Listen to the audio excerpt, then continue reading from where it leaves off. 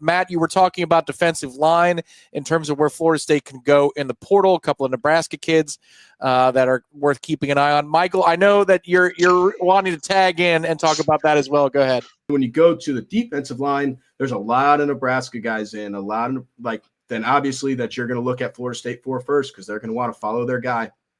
And, the biggest one is Williams, who's very close with Pot Roast. There's an interview out there from a newscast talking about how Pot Roast is literally his dad. That's what he sees him as. Mm-hmm. So it would be very hard to believe that if Pot Roast came, that kid did not come to Florida State. Michael, James Williams is that player, I do believe. But tell me about what you see out of the portal needs for Florida State, guys to keep an eye on, all of it, whatever you'd like. Yeah, I think there should be several from Nebraska. I hope no Nebraska fans are watching this, but probably going to be several from that team. Dimitri Butler's one that I'm really high on. Stephon Thompson's another one I'm very high on. As far as the answer to the question, can I just say everything? Can I literally say everything from the portal? Literally, there's not a position that I don't think that they don't need to attract. I already talked to you, Tom, earlier about I think they still need experienced receivers. I think they need a quarterback. Nothing against Luke, but they need help. I think the biggest attack is just the offensive line, where to do what you want to do, they're going to really have to attack that offensive line. I think that's going to be the biggest one in the portal that I think they're really hammer on. I think defense will definitely do that. I think Pot Roast and Tony will really – that won't be a tougher challenge. But I think the offensive line, that's why I think it's key, whoever you bring in. I think it's going to be a big deal. And But my answer is going to be everything except kicker.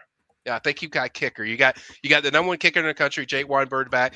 You'll have also they just signed the punter Bruno Reese. So you'll certainly have that group.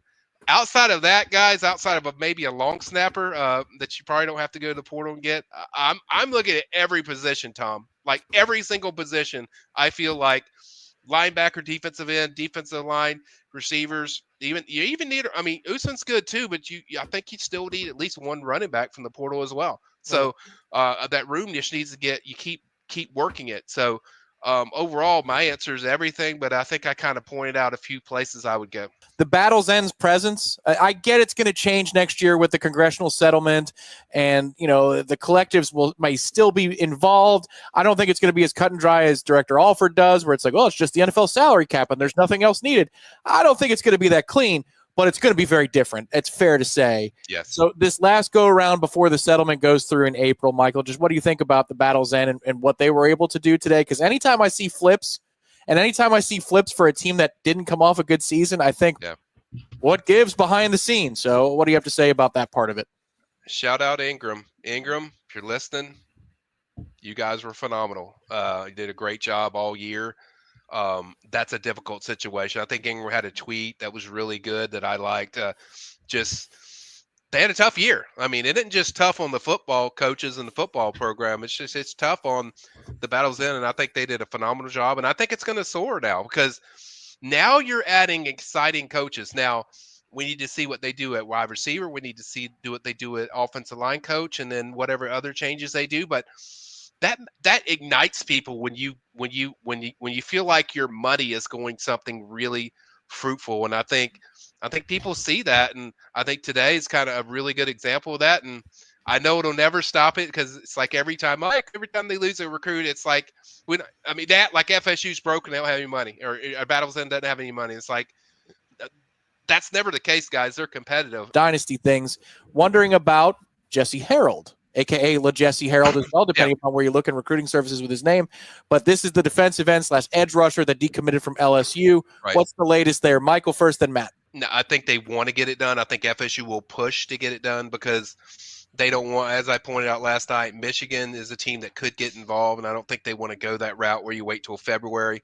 But I think this is one where they're trying to get that done. I think they're the favorite. They've already got a pick in for them. So I think that's one that kind of need to get it done now, or it gets more hairy if you wait until February. How much better is this class than we expected? Because look, it's a top 30 class as it stands right now, but it just feels nicer to close strong on a signing day. Matt, what did you think about today and where the class is relative to when you woke up this morning?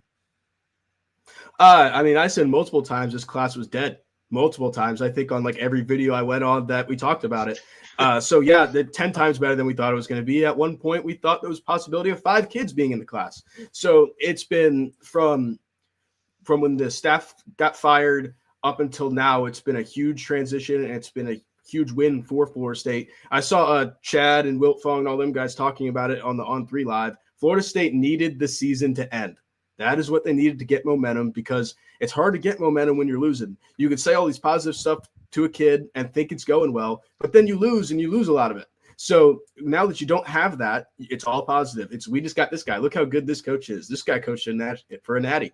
Oh, look at this guy. He had one of the best defenses in the Big Ten, which is a better conference than ours. So like, you could say all these things, and you got, dude, this guy's name is Pot Roast. How cool is that? So it's like, there's a bunch of positive stuff that I think that the season just needed to end.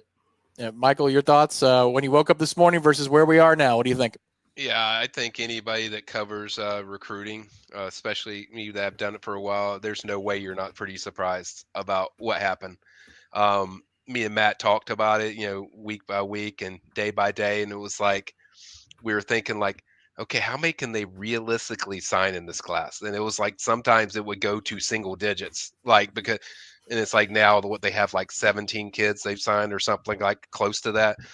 It's so much astronomically better than I anticipated. If you lost Solomon and you didn't get all these guys that you got, I think it'll be a much different conversation. But I think overall, I think these coaches worked their tails off, and I think they knew they got to a time frame where they had to listen to people tell them how terrible their team was, how historically this is the worst team in FSU history, and all this stuff for so long, and then finally, you've got new coaches in there, and there's a new energy about it. And I love the stuff that Norvell said in the presser for the recruiting, early guys they signed for the first day. Does February bring anything extra? Asks Jason. I think that you're looking at Chasten Brown for February, and maybe there's one like 3-star that they try to pick off or something, but in general, I think it's just Chasten Brown. All right, Michael. Yeah, there's always a few more, and there could be some kids that are hanging around that they've had on their radar that we aren't even talking about. That are a position that maybe they feel like, I'm going to go in there and do it. I wouldn't say a lot, Tom, because of what they did today and what they're going to do in the next 2 days. Say they get a Tylon Lee or somebody else, and say this thing expands to like 17 or 18. Yeah, it's probably going to be like only 1 or 2, and then the rest will be portal free. But man, is that good to say that I did not think I would be saying 17 or 18 for this early signing period. So I think, but that's kind of what I think, going into those final few days.